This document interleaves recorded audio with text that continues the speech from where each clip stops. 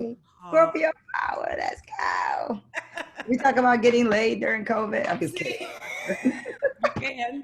I'm All right, hard. here we go. Here we go. All right. Welcome to the NYC Basement Podcast from Long Step Publishing. I'm your host, Shelley Nicole. And today we are here with Jessica Caramore. Yay, yay, yay. Jessica is an internationally renowned poet, activist, playwright, founder and CEO of More Black Press, executive producer of Black Women Rock, yes, yes, and founder of the literacy-driven Jess Care More Foundation. My bad. Moore is the author of 5 books: The Words Don't Fit in My Mouth, God Is Not American, The Alphabet versus the Ghetto, Sunlight Through Bullet Holes, and her latest work, We Want Our Bodies Back. She is writer of the critically acclaimed technochorea poem Salt City, and her company, More Black Press, has published the works of poets Asha Bendelli, Saul Williams, and Newark's current mayor, Ross Baraka. In 2014, she released her debut album, Black Tea, The Legend of Jesse James. Her work has been published in numerous literary collections, and she has performed on stages all over the world, including the Apollo Theater, Carnegie Hall, Lincoln Center, and the London Institute of Contemporary Arts. Let us welcome Jessica Caramore. I'm so excited that I'm talking to Shelley Nicole. I'm sorry. Like, I just have to get that out, that I was so happy to see a familiar face, because I've been talking to people I don't know on a lot of these platforms, and it's sometimes kind of awkward. Or sometimes I'm just talking to a green dot on my Mac by myself. Really?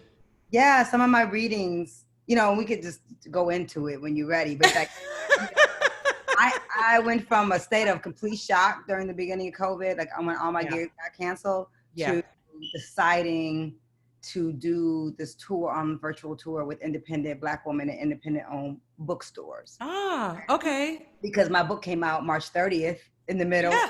of a lockdown. Literally, Yeah. I'm talking about my book parties were canceled. I had things in New York planned, UK planned, gone.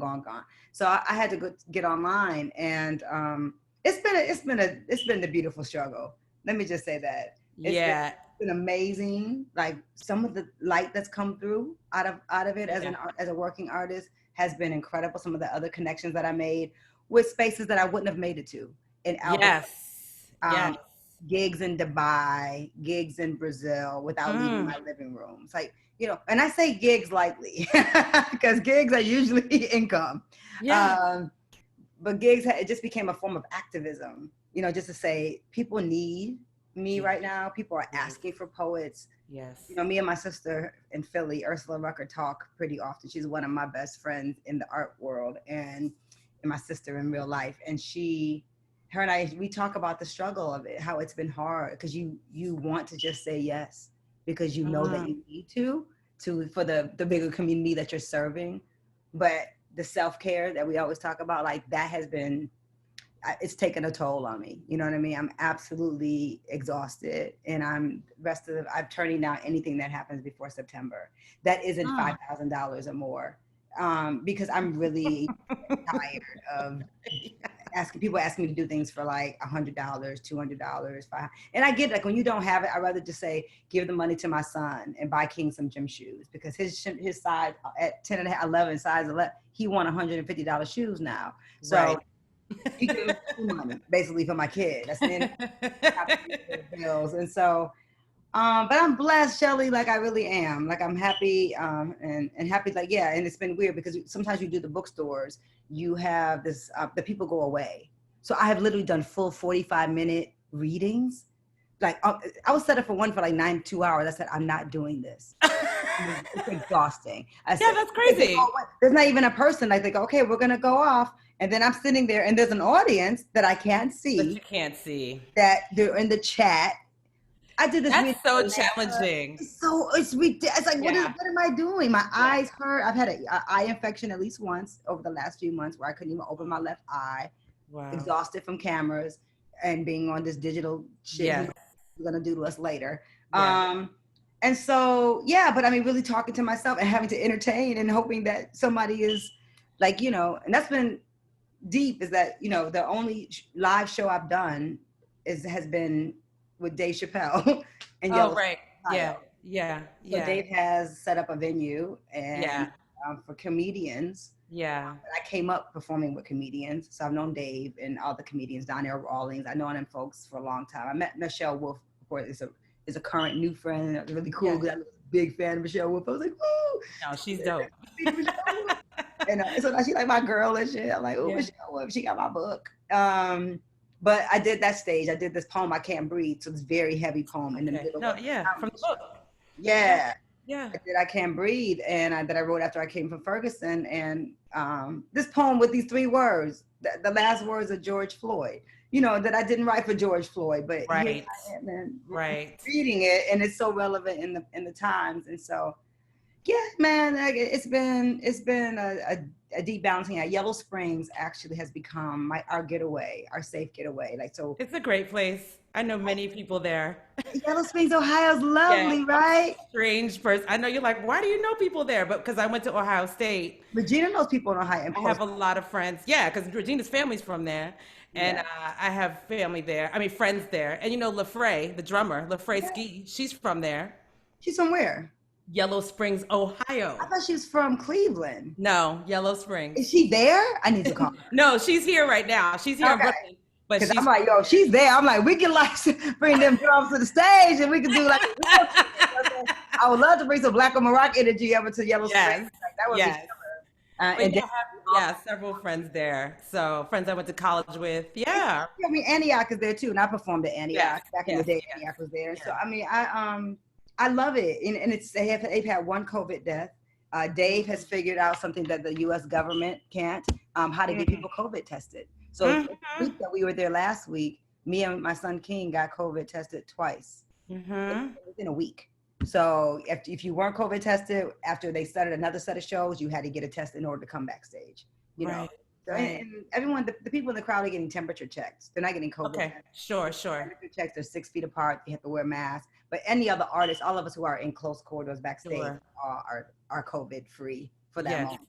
Yes. It's a Yes. deep time, sis. What is it? And then we should shout out Regina Brooks because we're talking about Regina like we friends. But Regina, my literary agent and one of your best friends. And so shout out to Serendipity Lit, who helped me get this deal with HarperCollins, Amistad, that I'm really excited about. Well, let's talk about that because you had these 4 other books. You did them yourself. Yeah. And I'm gonna backtrack to More Black Press in a minute, but you did your books on More Black Press, and then this time you were like, we need to do something new. So what brought you to that? Like, what made you to that decision of like, okay, it's time to branch out? Yep. Yeah, it was time. It was time for me to have some bookshelf space at these stores. And More Black Press, labor of love since 1997. Publishing is hard. It's like having an independent record label with no distribution. And so I've had distribution in the past. It got to the point where I just really felt like I was working nonstop as a poet and writer, and I'd never been taken care of. I spent my entire career literally taking care of other people. And my son is a teenager, and I was like, you know what? Me and Regina were actually shopping my memoir. So that's why Regina was involved in the first place, never for poetry. Because I always thought I do so well sales-wise. I sell so many of my own books that it never made sense for me to really get a book deal with my poetry. Like my books sold more, I make money from them. So and most poets don't necessarily do that. And so I do really well. And so I never felt the need, but memoir, yes, large press. And then I thought about it and I said, Regina, if I'm going to get a major book deal with a large mainstream white press, which is what it is, the distribution, then I needed to be a poetry book. I said, this is what people know me as. I'm a poet first. I said, and I'm working on doing the memoir now. I was like, but that's the order. I need and We Want Our Bodies Back, I knew was a special manuscript. Our brother, Brad Warron, had worked on it with me for about a year, editing it, copy editing with me. Well, we thought we had edited, and then we took it to HarperCollins, and he was like, guess we ain't edited so much. We thought we did a good job. And somebody else found some other stuff. So we were like, oh yeah, there's that. But the initial copy edits, me and Brad spent definitely some hours getting that manuscript tight. And it was of Sandra Bland. And I didn't want the book to be something I had to sell on my own. I just wanted the work to be out there. So Black girls, not just our women, our age, but literally Black girls, it's good for high school. It's great for college. Right. And I wanted that 16, 17, 18-year-olds. I wanted those kids that are out there protesting on the streets right now, that doing the thing that you and I have been doing since we were little girls. Now, watching the next generation get it. I want them to have this work, and I didn't want them to have to find me. And so I wanted the bookshelf space. I wanted distribution. I wanted to not think about it. I just want to help. And I am really happy. I'm happy I turned down my first contract with them. I asked for more money. I knew my worth going in. I was like, no, I could sell more books than that. I need more money. I need a bigger advance. So it wasn't spectacular, but it was good enough to be like, okay, I'll give y'all the opportunity to work because I know I'm about to sell some books and y'all gonna be happy because I'm the first Black woman poet since Gwendolyn Brooks on HarperCollins. Which bananas, which is dope. And which is a big responsibility. So I had to show and prove. So the book, my editor, shout out to my editor, Patrick, Bass, is very happy. The press is happy. The sales have been well because I have been literally grinding and kicking ass with these independent bookstores. So DC Bookshop in Dallas, and Sankofa Books in DC, and Source Booksellers here, and Albuquerque, New Mexico bookstore. Anybody that asks me, bookstore, that's just got a black-owned bookstore in Chicago. I did that with Tango, Ice, and Martin. I'm like, I didn't say no to any bookstores. So if you're independent, Revolution Books, New York City. Right. Because I wanted the people to have the books. And so then because bookstores are suffering right now during COVID. Right, yeah. And they suffer without COVID. Right. But people, what's great is that, and it's been a blessing. I'm getting all the nods from Essence, and I'm getting reviews. That's the difference. Like more Black press. The thing is, when you're a Black press and you're a woman-owned press, you don't get the reviews. You don't get the love. Yeah, it's only because We Want Our Bodies Back is God Is Not an American is equally as good. I'm going to say that. Yeah. Sunlight Through Bullet Holes is a great book too, but God Is Not an American is about in the same lane where We Want Our Bodies Back, but with a better editing job. But all my work deserve reviews. So it's been deep. You know what I mean? I don't know if I'll ever get any stickers or awards or whatever. I never cared about none of that shit. But I am happy to be positioned in a way that I can get another book deal now.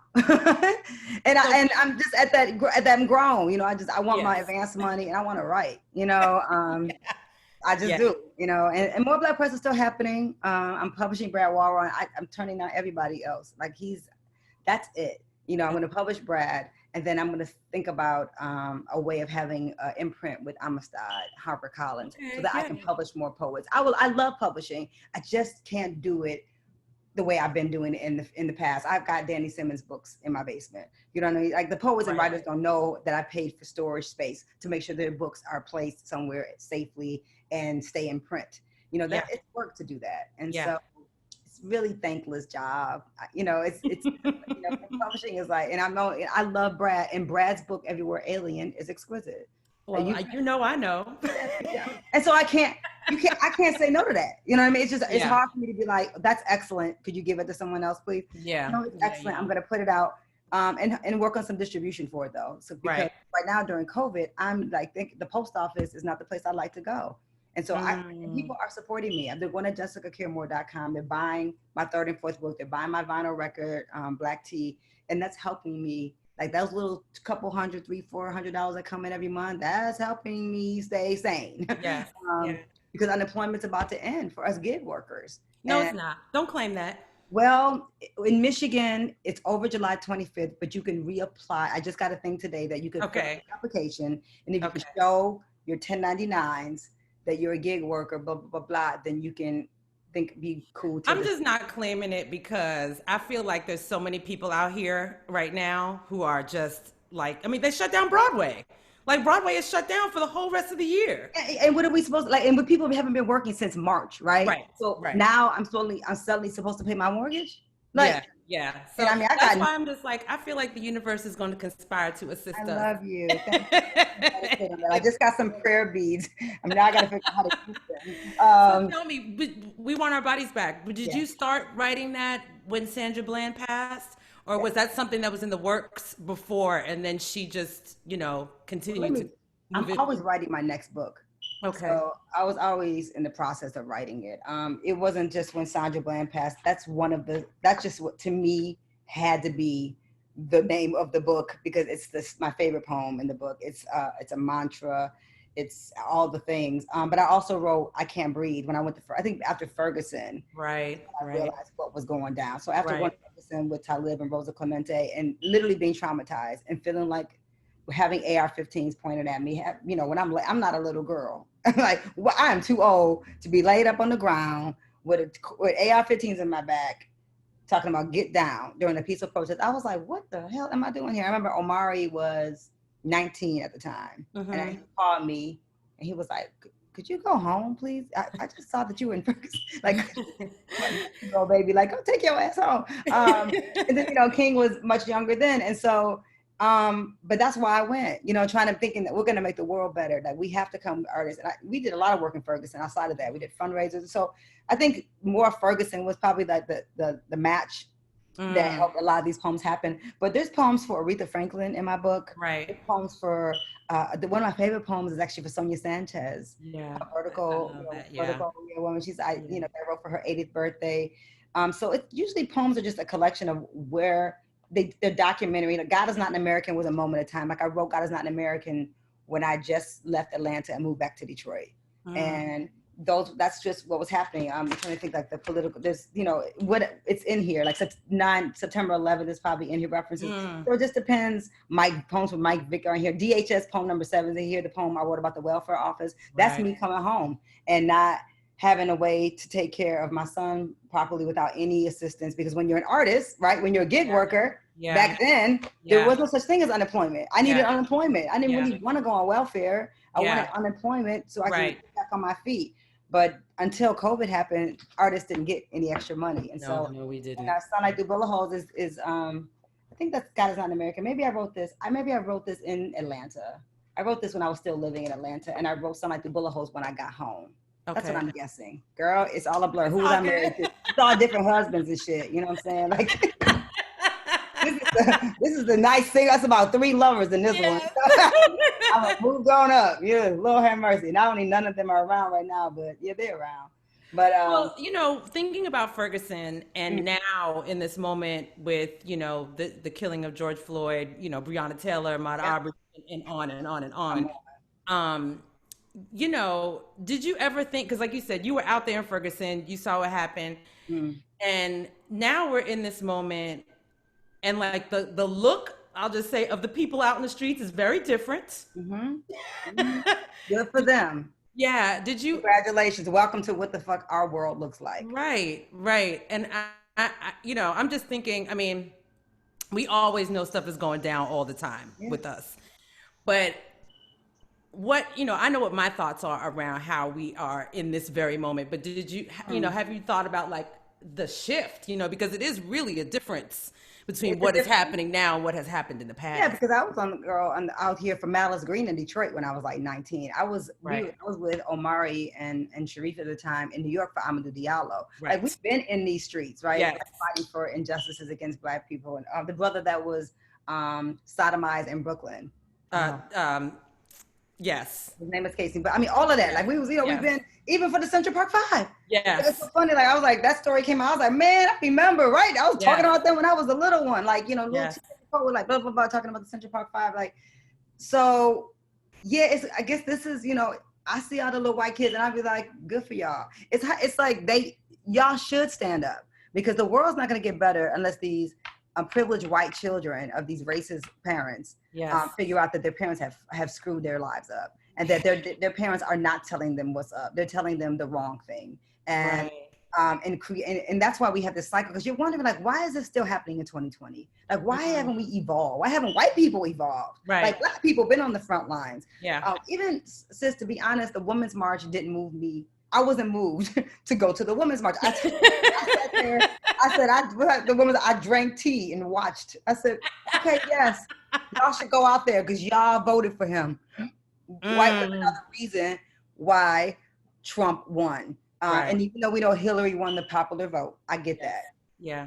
If white women would have showed up for us in a different level or way, because Black women always do the right thing. Always. We don't care about voting for Biden, but we gonna vote for him. It's not because we're in love with Biden and we think he's the best candidate and that we're so excited about Biden. Nobody's like, yeah, Joe. We're like, anybody but him. Right. Like, we're gonna vote to get the devil out of office. Narcissistic, Nazi, anti-Semitic, anti-Black, homophobic, crazy nut out of that's it. And and it becomes an interesting thing. Like that's been my issue with feminism. That I don't consider myself a feminist because of that. Because white women, their movement, it didn't include black men. It didn't include black families. And it didn't include us. When they were getting rights, we still weren't. We still Right. get less money than them. Right. And to act like race doesn't play a role. And then, I grew up with a daddy and I have 5 older brothers. And 2 of them who were in my house, and my brother Billy, who I'm very close to, who's like almost, I could be my daddy's age. He could be my father. He's much older than my daddy was 22 years older than my mother. So I've got brothers that are like really grown. Mm-hmm. And so I grew up in a very patriarchal household, you know what I mean? And was very protected by black men my whole life. And so I'm very protective of black men, sometimes to a fault, but it's because I was protected by them my whole life. That's my story. My story isn't that my dad or my uncles, my brothers molested me. My story is nobody would touch me because Tom and Johnny and Mark was in my house and nobody was touching me and Lisa. Like we had no issues. And so I just grew up so grounded in black men being like who they're supposed to be, who they should be for us, right? And you grow up and they don't become that as your husbands. They don't become that as your boyfriends. You just always trying to find this thing that you grew up with. But because of that, but I salute those young people. I've been one of those young people. I've been grown in doing that. And I'm just a little tired. My work is now, with using my gift and my work and my voice to help some of those allies' voices. And I have been to the point of exhaustion, been a black voice recently for Harvard University, underpaid, but did it, complained. I don't have no problem saying it right here that I was underpaid to be on that panel. Right. Because if you're saying you're celebrating black voices, then pay us. That's right.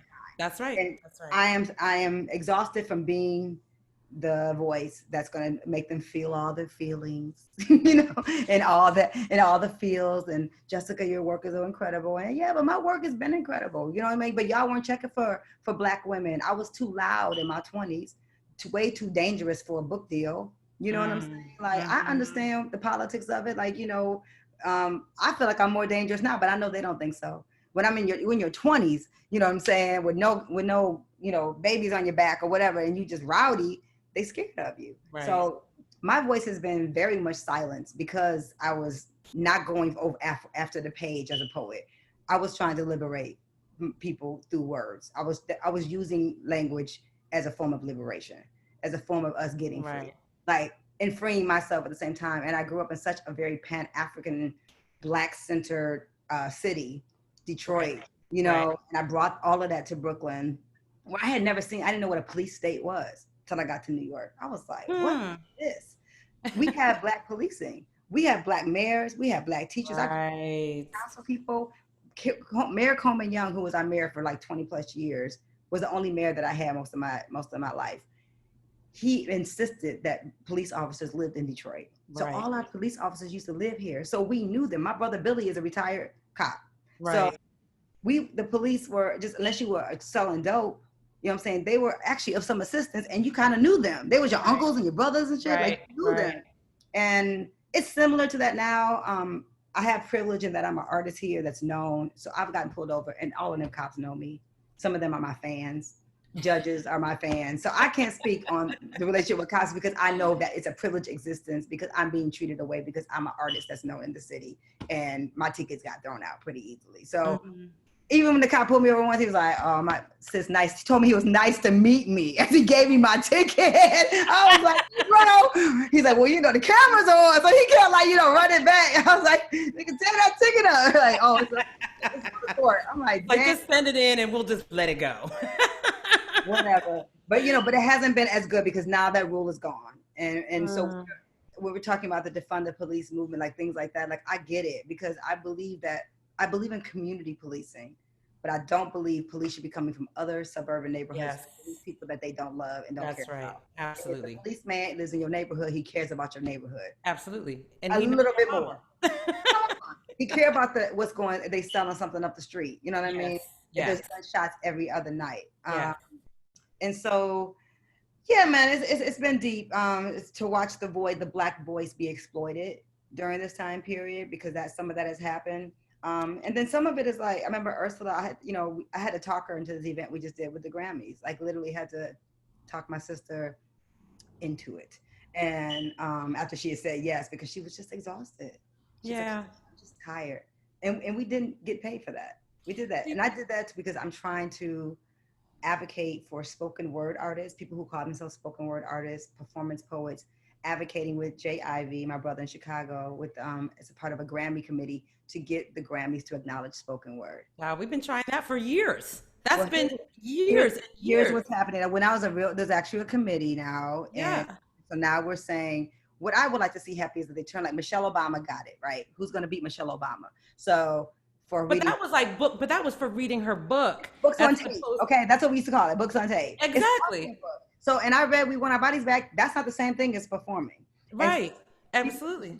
spoken word Grammy for audiobook, Michelle Obama, and for spoken Right. word performance, all these poets. But the Right. problem is they're saying they want us all these poets this before August. So if you're listening, you're a poet or spoken word artist, you got stuff on audio, send it into the Grammys because the more people that send in, they see that there's a demand for the category and they'll actually consider changing it. But if no one, they got 7 people sending in. But the reason why nobody's sending it in, one, they don't belong to the academy, so we have to Right. join the academy. Sure. With the first join. Yep. I remember putting it out there and people were like sending me the videos. I was like, baby, don't Like, send no. me the videos. You have to go to the Grammys.com and you become a member and submit to them. Also, because of the rule, it has to be 50% a cappella, and that's where we lose out. So poets like me, right? And poets like you, and poets like Sharif Simmons or Saul Williams for that matter, Gil Scott Heron, who's not here with us, the last poets that do what we do with music, Jane Cortez and the Spiders, Amir Baraka, Nikki Giovanni. They've got Sonia Sanchez had an album out, and Full Moon of Sonia. Those records just never will get the spoken word. But that's the problem. We work with music. My Black Tea album is full music album. Right. Absolutely. Yeah, but I don't want to go against Jose James or Gregory Porter because I can't beat them. I'm not doing that. It's a poetry album with music. And so I like to see, it changed so that poets who work in performance, whether it's a cappella or with full music, that they're able to submit. But that rule will stop me from submitting my Black Tea album. Yeah. Because I was like, they're going to kick it out and put me into the hip hop category or jazz. And I'm not going to have a chance there. Yeah. So they have to understand and they have to understand the aesthetic difference between what we do and what MCs do. It's something different, like it's a different approach to the language. And so we try. So the Grammys actually event is July 28th. I think it's tomorrow. Maybe is that the 28th? I don't know what day it is, girl. What day is it? Tomorrow is the 28th. Yeah. I think it's tomorrow on the Grammys page. You go to the Grammys Facebook page, it's actually there. Okay. So, and they're gonna run it. And so they decided to take it national. So we already recorded it. Ursula Rucker did it, Mahogany Brown did it, Tango Ice and Martin did it. Those are the people that I brought on board. And then Jay Ivy brought some people on board. I don't know all their names. Forgot them. But anyway, they're all good. Everybody's good. It's a small representation of what it really is. It's like hundreds of us out here that deserve some space. So. Well, it is interesting you talk about the exhaustion and talking all the time. Like, you're better than me because a lot of people have come. I'm done. I've been like, I'm not the one. But I think it's an interesting time too because where, like, just like you, my gigs were all canceled. All my music gigs were canceled in March, and I was just like, okay. Women's History Month, and then National Poetry Month. Right. So it's like, okay, that's a wrap. But not even, but I just was like, what are we, well, everybody's talking about they're losing money, right? So all the venues, everybody, but I'm just like, so when everything comes back, are y'all still going to try and act like you don't have any money to pay us? There's no way. I ain't showing up. And I'm done showing up online. I said my last yes yesterday. That was it. I said, and then I started turning down things. I've already turned down 2 or 3 things for August. I'm done. I am blessed in that I'm hoping, God willing, that a residency I had planned for Grinnell College, I actually wrote a curriculum for We Want Our Bodies Back, and they accepted it. And I was supposed to be in Iowa, and they are, I'm pretty sure, going to have me do my residency virtually. That's awesome. Yeah. And so that'd be enough money for at least to be able to pay my bills. Yes. To early 22. I get through the rest of the year and I get off unemployment in case unemployment I hope it happens. I know what you're saying. Just in case. I want to be able to pay my mortgage so I don't lose my house that I just bought last year. Exactly. I don't know how they're talking about unemployment going down to $130, $160 a week. Child. I mean, they just want people to fail. So you set us up to have a 3 months of okay, we got a little support, and then we're supposed to live off of what? How much? Yeah. $800 a month, and Yeah. Maybe $800. it's not even that because it's not even 200. It's under Right. 800. So Right. it's nothing. It's sick, and I feel like it was a setup. You know what I mean? Where you felt like you're doing okay. You know, my mortgage company, I'm paying my escrow taxes on that. You know, I'm all grown up and I bought this damn house, and I'm like, I don't want to lose it. You know, and I'm not because nobody claiming I was that. gonna say, and you're not. I'm not, and we're not hungry. You know what I'm saying? Listen, look, I believe in all the things. I believe in reparations. I believe in able to go to the government and get a bridge card. I don't feel no way about Right. outfit I need. I have a child in here that eats a lot of food and is growing by the second. And I need to be able to take care of my children. And like this country, like, and that little, I never got that stimulus money. I'm not getting it. Never got that stimulus check. I never expected to because of I got to still file my 2019 taxes or something. Like, Yeah, but I never got it. that shouldn't have anything to do with anything. Never got it. So, but I'm like you, like, thing is, I'm like, whatever got, but I did get a grant from the Grammys, $1,000. Like, so you know what I mean? So I'm like, okay, I Yeah, applied for like things. everything. And I think I Mm-hmm. got two things Mm-hmm. from, oh God, I think I first applied the poetry organization. I feel bad because I can't remember them. You know, so it's been like little bits and pieces, you know what I mean? That kind of helped me keep it moving. But I like you, I'm actually in a space where I'm like, look how I'm not tripping. Look how Yeah. we gonna be all That's right. that's how Yeah. I feel. Yeah. Nobody's thinking about like money is one thing, but like my health is. I lost a lot of people, Shelley. Like a lot of people. Like I could, if I start going into it, it's just a sad story. But I lost dear friends of mine within a week, like 5 people. Wow. Everyone in Detroit, every black person. I mean, I can't talk about my white friends that walk their dogs without masks, not them. But my real friends, the black people who live in Detroit, we're 50, almost 45% of all deaths from COVID in Michigan. We're only 14% of the population, but no, close to half the deaths. So when that was found out, I mean, literally Facebook became an obituary for me. Mm. Every friend of mine has lost a minimum of 3 to 10 people. Nobody hasn't lost anybody. There's not a person, and I know a lot of people in Detroit, so which is another problem. I know a lot of people in general. A lot of people know me. People have lost their mothers. My best friend lost her sister. You know, like Sabrina lost her. Sabrina the painter, who you know, Yeah, she yeah, lost, she yeah. lost her daddy. Daddy is gone. Like just, you know what I'm saying? So my friend Marlo, my childhood friend Nikki Barksdale's gone. Like people in their early 40s, Wow. not old people. We lost, with the music scene, we lost Mike Huckabee, and Benny Perriman's gone. Like it's just absolutely absurd. My friend Biba lost her mama, her grandmother, and her auntie within 2 weeks.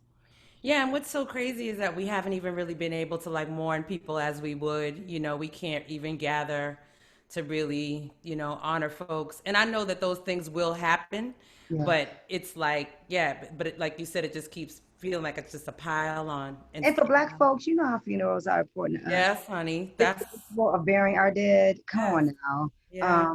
I'm thinking Detroit's gonna have to have some kind of memorial.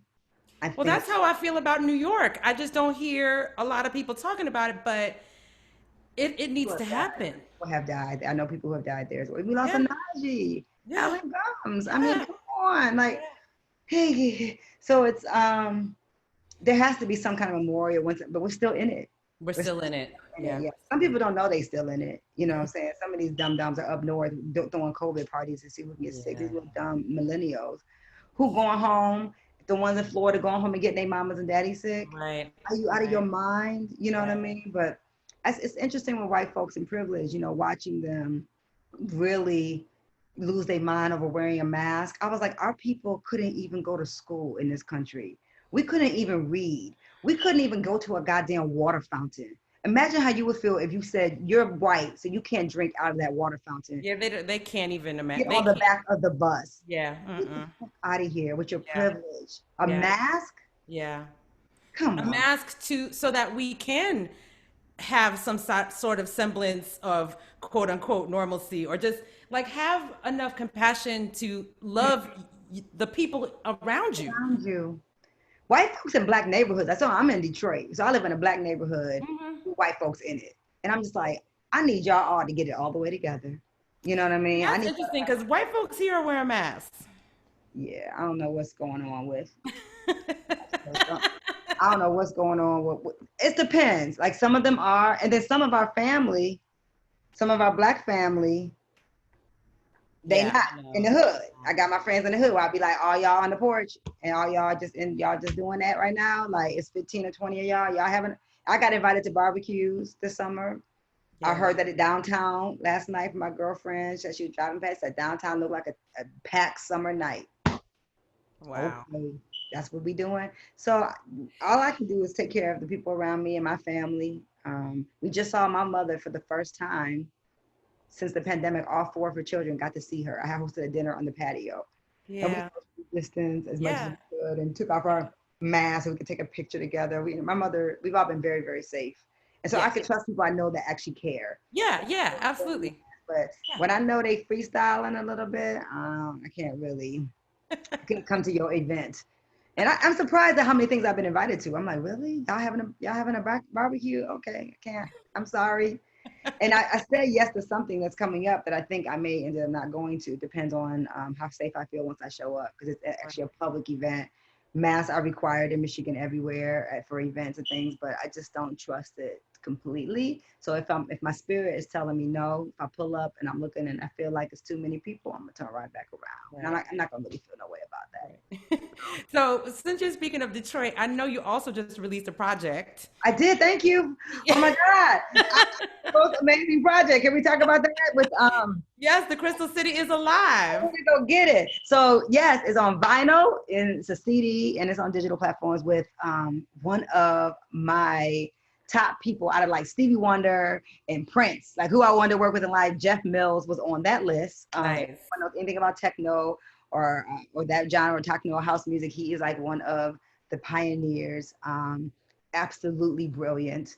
Him and Eddie Fowlkes, the godfather of techno, like Right. two of like the biggest names in techno music who are from Detroit, um, asked me to do this record with him. And I was like, Jeff has no idea. Like he acts like he's my fan, but I'm like, I be fan.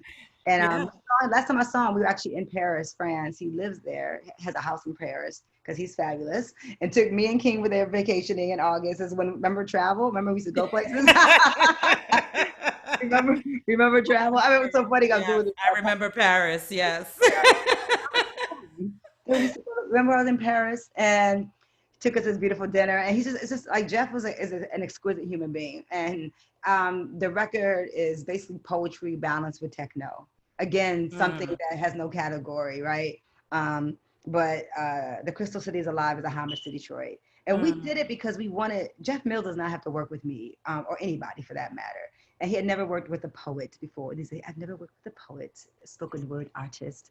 And he wanted to do something different. And he wanted to show Detroiters the power of collaboration. See, like we were in New York, like that's what I loved about being in New York. Like how we had Medusa Oblongata, like Greg Tate had a new band every 3 months, and we all were like down to be in it, right? Everybody had their own band, and then like I could come do a poem on your set, or you could have somebody. So I mean, I had Imani Azuri and Alice singing backup, for me. Like some of the two of the baddest singers in the world. They're like my background singers. Like what a joke, you know what I mean? Like, but we always love for the art of it. We love creating together. You know what I mean? Vernon Reid was in those gigs with us, right? Like, mm, and so in Detroit, it's a smaller town, and the artists who are here, who are working artists, are generally kind of in their cubicle, making mm. work, going out for gigs in the world, traveling outside the country a lot, and then they're back home. It's like we're like workhorses, like definitely like a Detroiter energy. Whereas New York was kind of more of a free, like let's touch everybody, let's see what we can collaborate with. And Jeff wanted to show like Detroit, other Detroit others, like look what can happen when two people who people are not put in the same category. Jeff Mills and Jessica Care Moore and Eddie Fowlkes. People don't say our names in the same sentence. Right. We call ourselves the beneficiaries. I have a group. They're called the beneficiaries. We're like two badass techno producers. And Eddie Fowlkes track with me. The work he did with me is different than Jeff's. So Jeff took my voice and did something, and then Eddie took my voice and did something else. Mm. And I just trusted Jeff Mills. I went in the studio and I listened to him. And it was a very different experience from any other studio experience where I just said, he's like, no, whisper this, and can you say this line, and can you repeat this line, and can you say this as a question? Like, oh, I was getting directed, very lovely. And Mhm. it's definitely not a radio record. It's a record to experience. And Right. I think it's perfect for the right now, because we're talking about sustainability. You and I staying alive. We're both Black women artists. Like, how do we find a way to see ourselves past the pandemic. And what's 2021? Like you said, what y'all gonna have that money saved up? Y'all got that COVID relief ready for these artists? Because we can't wait to cash a real check and do a real show with some people. So please take care of us, because we've had a hard year. So maybe add a couple $1,000s to them honorariums and make them a little more fatter, and something that we can like make up for the hard year we've had. And so yeah, and that's, I don't know what point I'm even making, except But that you came together and yeah, did it. yes, Yeah. I did that. That's a love project, man. I don't care. Like, I just want people to buy it. It's called The Crystal City is Alive. It's beautiful, and we feel bummed out that we can't do an event around it right now, but I think that we will in the future. But Yeah. I think there's going to be a whole lot of like going back when we can get out in the world again, be like, you know what, this happened. We need to celebrate. So we're going to go having my back. book party. I'm Yes. gonna have a book party. I'm so bummed. My book. I had a big party scheduled for New York City. Susan Taylor was hosting a private event for me in her Wow. house. But Yes. when I cried my little cries until people started passing away, and then I just something. And I've been writing. I don't know if you've been working, but I've been writing through the process. I've written the first poem I really wrote that I loved was it's published in this journal right now. The name escapes me because I'm tired, but it's called COVID-19 versus Ramadan 20. And it's a long poem. And it was like the first poem I wrote, like I passed it the first few days of Ramadan, and it got just cleared my head. Because I was just saying yes to stuff, I was showing up with stuff, and I was like, I need to meditate and clear my head and breathe and take a pause. And then I was able to start writing some things. And I've been writing about being in isolation, and and I'm actually I wrote a techno Korea poem that you mentioned about Right. City, right? That won the Yeah. Joyce Award and the Night Arts Award. Aku Kadogo directed that, has been directing that for years at workshopping, and we did a full big premiere of it in Detroit in 2019. And Marlise Yerby came on to Yes. choreograph That's and right. Yeah. direct with Aku. And yeah, them two queens, I had to get out the way. I was like, I'm just gonna fill up these seats. I'm so glad I'm done. I wrote that piece, and then I produced the weekend. And but that piece, that techno choreo poem, I had high hopes to have that back launched, of course, again this year, and that's gone. But that work is, Not I love. gone. It's not gone. It's just postponed. It's just It's postponed. postponed. That's I mean, it. And I that's want to bring it to New York, but it's an important work. It's in the lineage of Intozaki Shange's For Color Girls. It's choreo poem, but it's all techno. And I have an affinity for techno music because people don't know techno is a black music, and so that's always been. Even when I was in New York talking to people about techno, people were like, techno, that's some white boy shit. And I was like, no, it's some brothers made that music, like right. from Right. Detroit, like not, and went to Detroit public schools. I was just with Carl Craig and Moody Man, and we're about to collaborate on a project, which is DJ Dez.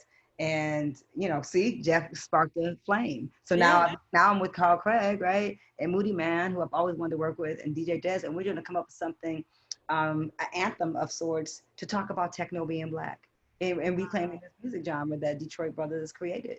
And Yes. because EDM, get the fuck out of here with that. You know what I mean? Like, it's, and that's my son is 13, and so he knows, like, he's been around all the legends of the real music genre, but he still was like, but mommy, but the EDM, because they're popular, and Sure. I said, yeah, because they're white Yeah. or Yeah. whatever. I mean, we Yeah. reached the country and in Europe, and it's that's just the way they package it. It's just like rock and roll, right? Black and Morocco was so important for me the last 16 years. And shout out to Betty Davis. Her birthday was yesterday. That's right. It sure was. Birthday, Betty Davis. And she's doing well. Like, I'm, worried about her, worried about our elders Yeah. during this pandemic, like just praying over Sonia Sanchez, who's alive and kicking at 85. She's going to be 86 September 9th on my son's birthday. Wow. All praises due that we have this, and she clear as a bell. Yeah. So Yeah. she's nodded as we are, like, she go get my boyfriend, go steal him. So just, it's just because the pandemic, I think, has like brought out all the feels. Like, you think about the people that are here, the people that you've lost, the people that you could lose. You worry about your friends, you worry about your health, your own personal health. It's a reset. It's a reset that has come upon us, whether people believe in conspiracy and that it was put here for us, it's population control, whatever you think it is. we still have to deal with Yeah, it. that's what I see. That's exactly what I've been saying to people. I'm like, at this point, it almost doesn't matter how it got here. We just have to deal with it, and we have to move through it, and That's that's really what it's about at this yeah. point. And art is like, I mean, I just want to say thank God for artists. Thank God for the DJs. God bless the DJs. God bless Yeah, the guitar players yeah, and the singers and the poets and the people. I some of my artist friends are like, oh hell no, Jessica, I'm gonna be a recluse and I'm gonna be quiet and I'm gonna this I'm taking this time. And that's them. And I respect that space. I just because the book came out and because it's just not my yeah, personality, sit yeah. down and do that. I didn't have that. I think I would have just been depressed. As much as Mm. I hate Zooms, like, and we're on a Zoom now. I love the Zoom because it's you. I was like, oh, it's Shelley. I don't mind the Zoom. I was like dreading the Zoom. I was like, I've learned how to get ready in 15 minutes for a Zoom. Like Yeah. I just got out of my bed 15 minutes. And I was like, oh, Zoom's at 3:30. Okay, so I can wash, put on some fake up, don't want to Right. have I have got this thing down to a science, but I'm so zoomed out, as I say. But it also gives me an outlet to not Yes. feel like I'm by myself, Yes. and to talk to like another artist. It makes it a lot easier where you're not alone. Yeah. And then not to just be all in your business, but I would love. Are you writing? Are you creating? Are you making music? Well, okay. Yeah, it's your interview. I know, right? I'm like, should I have this on here now? Um, yes and no. Okay, So I have been writing, which honestly, I haven't been writing music. I've been just writing. beautiful. So I haven't done that in quite some time. Okay, And that's. yeah, I've been, not writing a lot of poems, but But like I knew you as a poet first. becoming. Yeah. Yeah. So it's interesting because that part of my life I kind of put aside a bit. I mean, of course, there's poetry and music, but it's a different kind of thing. It's a different vibe. Yeah. But I've been doing like long form writing, like Nice. Get it really, out. yeah, exactly. Yeah, there might be And some I haven't songs. been, yeah, and I haven't been sharing it. You That's know, okay. I probably will at some point, but that hasn't really been my focus. The focus has been more like what's showing up. Yep. Like yesterday, I didn't write this yet, but yesterday, was it yesterday? No, it was Sunday. Well, yesterday was Sunday, right? Who knows? It's whatever day you feel like it being. But yes, because it was John Lewis's funeral yesterday. So I'm sitting watching, and literally I start crying like it was my grandfather that passed away. Come And on. so but it's the thing of like I haven't cried a whole lot during this time, Mhm. but when it has come up, like Ooh, it's up. it comes out when it come out hard. It comes out hard, It comes out hard. Yeah. you know. I've cried a lot. I've taken it in. Like it taken me some time, and then something will. I've cried over my daddy because he Hmm. died in 1994. Like my father, Yeah, that yeah, has come back for me where I'm like crying over my daddy like he just died yesterday. yes, Like I mean, just reoccur because I guess when your friends are losing their parents, you just yes, yes, remember. Right, so yes. I'm finding pictures of my daddy, and now I want to go to Madison, Alabama. Some of my family in Alabama have been absolutely affected by COVID. My cousin Junior, who's elder, not him, but his children and grandchildren all got COVID-19. Yeah, Yeah, and they've survived it. There's like one person that was on a ventilator last time I checked, but they got hit hard in Alabama, yeah, states. yeah, yeah. It all kind of just comes. So now I want to go and do. I've been wanting to do for years a research project, a documentary of sorts on my father and his life in Alabama and coming to the states, and so and to up to the state to Detroit, Detroit, yeah. because Alabama was a whole nother state, was a whole nother country, It's all the world. a whole nother world. Alabama. Well, my daddy was born in 1924, and Wow. so it's been deep because me like really thinking about like who I am. And like I look back at my book from like 1997, The Words Don't Fit in My Mouth, and I think about how serious I was at like 19 and 20, how I wrote so much about West Africa that I forgot I hadn't even gone, Shelley. Like when I finally went for the Mm. first time, the end of 2018 into 20 New Year 2019, for the return idea. Right, I I was like, I got there. I was like, God, I guess I haven't been to Ghana, but I already feel like I've been to Ghana. In my right, imagination, I've been right, there 1,000 times. right. So that's just ancestor spirit. But I've been wanting to do this piece about my daddy, but it came over me that my daddy was born in 1924, which means that my grandparents, not my great grands, I'm talking my grandmother and grandfather were born in the late 1800s or the early 1900s. So I'm one generation away from whatever Madison, Alabama was like for Black folks and indigenous people in the late 1800s to early 1900s, which was Yes. pretty much slavery, right? Yes. So, and I was like, I'm so close to it because I'm like, because you talk about futurism, I'm like, my grandmother saw me, right? Like I'm possible because my grandmother and grandfather who died young because we didn't live long back then. Pneumonia Yeah. took my grandmother out is what I'm told. I think my grandfather was killed. It's a mystery. I don't know for real. Of course, I would never know them, but God, do I know them? You know what I mean? And I feel like that I'm so close to them. They were born because my father would have been, I think, 96 this year had he been alive. So he's a grandpapa age. Yeah. And Yeah. so that for me, it just had that understanding washed over me. And I was like, that's why, girl, because you only one generation away from it. Mm. Like, and people talk about slavery like it was yesterday, like it was like such a long time ago. And I know it wasn't. It was like No. yesterday for my ancestors. It was Yeah. Yeah. my daddy's mom Yeah. and daddy. I think that's the thing that is maddening about all of this and everything that's happening right now is the fact that it's like it wasn't that long ago, No. and that people just almost feel like it wasn't a real thing. The way that people are with regard to us as human beings. It's like, do you think we just made this thing up? Like, do you Yeah, think we just like trying? we're a magic trick of some sort. Yeah, yeah. It's really Even the 60s, like they act like the 60s is a long time. Like my mother, like this just is my wasn't. mother. My mother experienced. My mother cannot believe when my mother who came to this country from Canada when she was 17. Met my daddy and came here at 17. Married him. Who marched with King, did all those things. She's like, I cannot believe that in 2020 there was a president with a Bible in front of a church and doing a photo op after hitting up, like when I guess when those kids were hit right in front of Yeah, they tear gassed them and all that. I mean Yeah.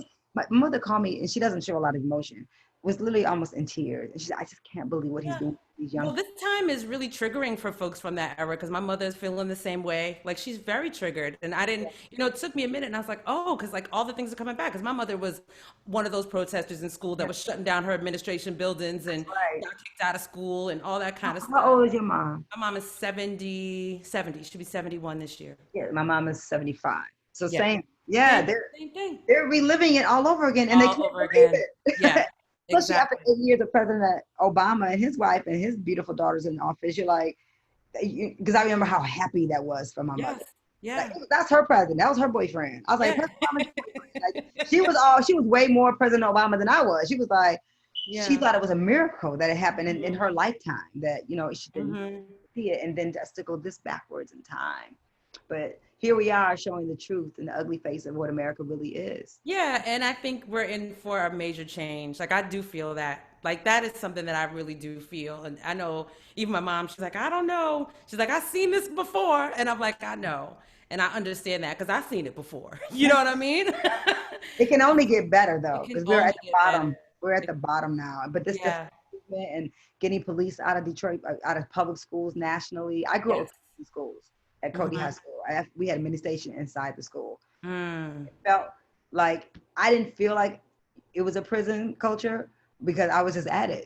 I was just a member of it, Yes. and I was a Yeah. good student. I didn't get in trouble, Yeah. so it didn't affect me in the same way. But I had to go through metal detectors to get into school. But kids brought guns to school. We had one of the biggest school shootings near our school at the McDonald's up the street in school history when I was in school. So it Yeah. wasn't because we didn't have no issues, but the police presence is really daunting inside the school. Yes. And, Yeah. and being in schools now, Cody was actually one of the better Detroit public schools back then. And right now, I wouldn't send my son to probably most of them. Mm. He got into Detroit School of the Arts, but my friend is the principal in Yeah.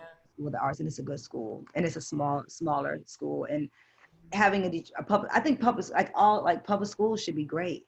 They should be excellent. Public education is so important. We shouldn't have to pay for our kids to get educated. We're so rich in this country. Yeah. Our kids should be getting first class education. The fact that when schools went into having to close down, that public school kids in Detroit couldn't finish their grade because half the kids, I think it was 50%, didn't have a large percentage didn't have internet at home. Right. I was gonna say the technology. They Yeah. didn't have they not. My son is privileged. He Yeah. doesn't know that he is. But I was like, dude, Yeah. everybody don't get the internet. You know what I'm Yeah. saying? And then if they didn't have the internet, if they had internet, they didn't have smartphones. They didn't have That's a laptop. That's right. My high school, but my babies I've been mentoring in Detroit schools, none of them had laptops. I haven't seen a child in all the years I've been back in Detroit, in all the schools I've been in the high schools, I have not seen one child with a laptop. And at home they might have internet. They have burnout phones. They don't have Right. iPhone. Right. Right. Right. One or two that come from a little something different. Yeah. But 80%, nah.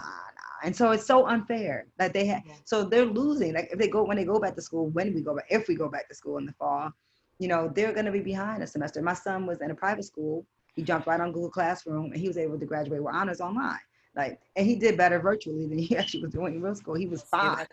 yeah. He was like, oh, this Google Classroom, he got that. Like these kids, technology, they can really do virtual classrooms. It's the old teachers. Yeah. One of the teachers, one of these principals was telling me about with the old teachers, they had their one eye in the camera. You know what I'm saying? Like, my mother tried to figure out, the iPhone FaceTime. I'm like, go put the phone away from your face so we can see you.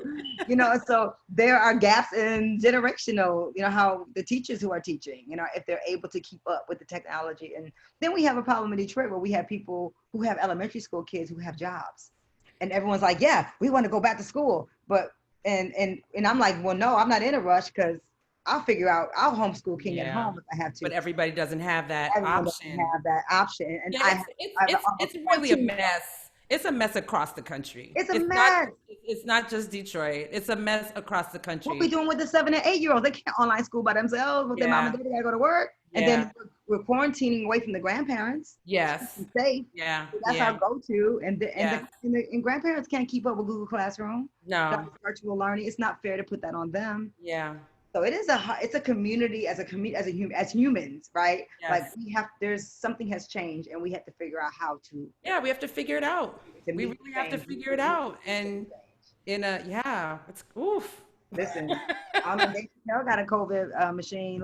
Just go to Yellow Springs, you can get a test. I'm like, I can't get a test in Detroit unless I'm sick. Yeah. I don't, And again, Detroit's not the only city. Oh, I'm sure New York is a problem. I mean, all the bigger cities, it's a problem. In these states where you have Republican governors, they kill people, in my opinion. Yeah, it's really blood on their hands, the way they're letting these people get sick. Yeah. And not making people wear masks. I think it was the governor of Florida. Was it Georgia? Oh, yeah, Florida. They're both a mess. Come on, he's a mess. Oh, I can't. But listen, I have kept anyway, we can talk forever. I know.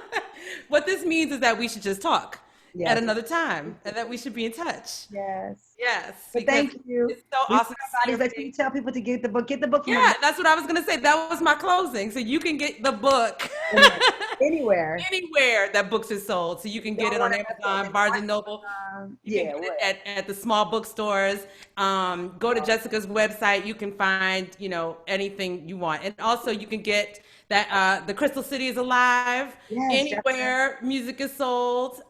So please check that out too. If you're a vinyl person, I'm a vinyl person, so I'm gonna get one because I got a turntable back here in my crib. It was pretty too, and Sabrina Nelson did the artwork, and I saw it. That's how I know. I do my little research. You know, so yes, please support them. No, I will support. Yes, I'll definitely support. Y'all can just send me some Cash App money at Black Women Rock. I'll take it. Yes, do that. Please support. And if you really are paying attention, meaning, artists out here, we really need your support at this time. We do. COVID really knocked everybody offline, quote unquote, like all the things that people had scheduled for 2020, a wrap. So please support Jessica and all the authors and everybody that we are showcasing on this particular podcast. And I just want to thank everybody for listening to NYC Basement Podcast. And if you like what you heard, subscribe wherever you listen to podcasts. And please email suggestions, questions, compliments to nycbasementpodcast@gmail.com. And the NYC Basement Podcast is brought to you by Longstep Publishing and is produced by Chris Dozier. I want to thank Jessica Caramore. Thank you, Shelley. One more time for being here with us. Thank you, Jessica. I love you, darling. I love you too. We have to talk off after this. Yeah. Okay. Bye. Bye.